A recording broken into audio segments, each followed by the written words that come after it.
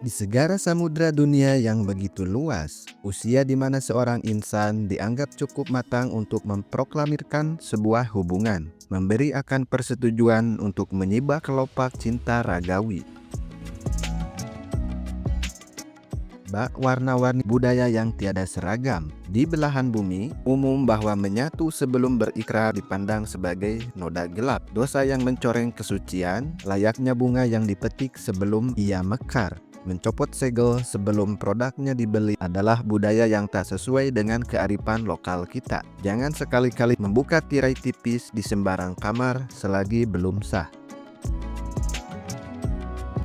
Selaput dara atau hymen merupakan lapisan tirai tipis yang menutup sebagian pintu rahasia yang amat tersembunyi. Bentuk dan ukurannya beragam, ibarat daun-daun tropis di lingkaran jamrud khatulistiwa yang tak pernah serupa. Tirai halus ini bisa meregang atau robek bukan hanya karena akibat cinta yang telah menyatu, tapi juga bisa disebabkan karena gerak kehidupan sehari-hari seperti olahraga, tarian, bahkan langkah-langkah kecil masa kanak-kanak seperti bergesekan dengan jok sepeda. Jadi ketika tidak ada cairan betadin yang keluar, jangan dulu berprasangka. Namun, di sebagian budaya, selaput darah yang utuh diagungkan bak lambang mahkota bunga yang belum terjamah, sekaligus perlambang akan kesucian. Keyakinan ini seperti bayang-bayang panjang di senja hari, telah melahirkan praktik yang melukai banyak perempuan tentang tes keoriginalan yang dingin dan tanpa belas kasih, dijadikan syarat untuk menambatkan cinta di pelaminan. Di sudut dunia lain, terutama bagi bangsa-bangsa barat yang katanya lebih bermartabat, lebih bermoral, lebih berpendidikan, kegiatan menyemai dan memanen pada fase sebelum ikrar di hadapan penghulu justru diterima dan dijadikan sebuah budaya yang biasa-biasa saja. Ini dipandang sebagai bagian wajar dari sebuah perjalanan kehidupan. Yang penting sama-sama ingin, tiada paksaan dan kriminalitas. Ya, bayangkan saja ketika kita punya anak perempuan yang begitu manis, imut, dan lucu. Ketika sudah besar, apakah kita rela dipanen oleh sembarang kadal?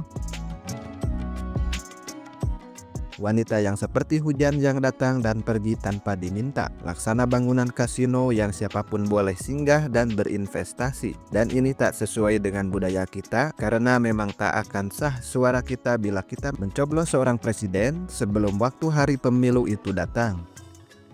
Meski bagi sebagian orang, berbagi tubuh tanpa ikatan hati hanyalah sebuah pilihan saja. Tapi bagi banyak jiwa, cinta tanpa pondasi kejujuran, tanpa sebuah ikatan, rasa saling percaya, dan saling menghormati hanya akan meninggalkan jejak luka.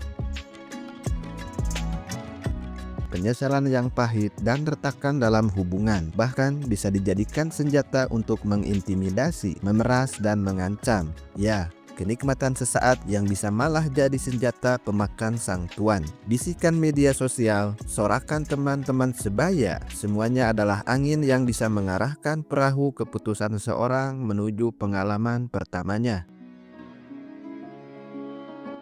Banyak budaya bungkam dan menghindari pembahasan topik-topik berkaitan dengan kegiatan menyatu ini karena ini adalah sebuah tabu, ini adalah hal privat, sehingga meninggalkan gadis-gadis muda seperti burung tanpa peta, seringkali tidak siap dan harus bagaimana di hari di malam pertama tiba, perasaan grogi, kalut, hingga dari keheningan ini lahirlah mitos-mitos bahwa rasa sakit parah atau darah yang banyak adalah takdir malam pertama, tanda segel masih utuh, bahwa jika tidak berdarah, kemungkinan segel produk telah diminum orang, atau bahwa pelindung justru telah lebih dulu dijebol oleh pihak yang entah siapa itu terdakwanya. Kehamilan bisa datang bahkan dari pertemuan withdraw pertama. Bahwa kehamilan akan terjadi setelah withdraw berkali-kali, jelas itu adalah sebuah kesalahan. Penyakit menular pun bisa datang walau tanpa diundang dan tanpa terduga, bahkan sejak pengalaman perdana. Jadi rumah ini jadikanlah rumah sebagaimana mestinya. Jangan dijadikan bandara, pelabuhan, terminal, bahkan stasiun yang siapapun dan kapanpun boleh datang dan pergi dengan seenaknya. Pengalaman perdana tak harus identik dengan rasa sakit, kegelisahan, kekakuan, dan grogi. Maka dengan pelumasan yang tepat dan sentuhan selembut angin senja, perjalanan ini bisa menjadi tarian yang indah, bak berenang-renang di samudra lautan madu. Maka lakukanlah foreplay, yaitu pemanasan dengan penuh kelembutan dan kasih sayang. Ia adalah sebuah kunci. Ia akan mampu menyalakan aliran darah, memperkuat kepekaan, dan menebar keintiman. Dalam pelukan cinta, tubuh akan melepaskan hormon endorfin, yaitu obat penenang alami, dan oksitosin, sang penenang hati. Mereka bertugas untuk meredakan resah dan gundah gulana. Pelumas berbahan cair adalah oli yang akan mampu memuluskan kinerja mesin, menjaga kelembaban, dan mengurangi gesekan. Sedikit berdarah setelah pertama kali bukanlah tanda dosa. Itu hanya bisikan tubuh yang wajar. Atau bahkan ada yang tak berdarah sama sekali. Karena memang secara biologi ada beberapa wanita yang memang terlahir tanpa tirai tipis ini. Atau mungkin ia memiliki tirai yang lebih lentur, atau justru segelnya telah dirusak dengan tanpa sengaja sebagaimana aktivitas yang sudah dijelaskan tadi. Namun harap diperhatikan, apabila darah mengalir begitu deras atau disertai nyeri yang amat dan sangat, atau hingga menimbulkan demam atau cairan aneh, maka carilah pertolongan medis. Karena cinta sejati juga berarti harus menjaga kesehatan.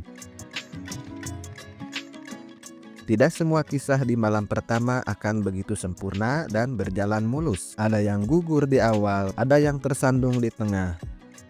Perempuan bisa merasakan dyspareunia, yaitu nyeri yang amat menusuk dan menghujam, atau vaginismus, yaitu ketegangan yang menghalangi karena otot wanita yang menenggak akibat terlalu grogi, sehingga si tayo sulit untuk terbenak.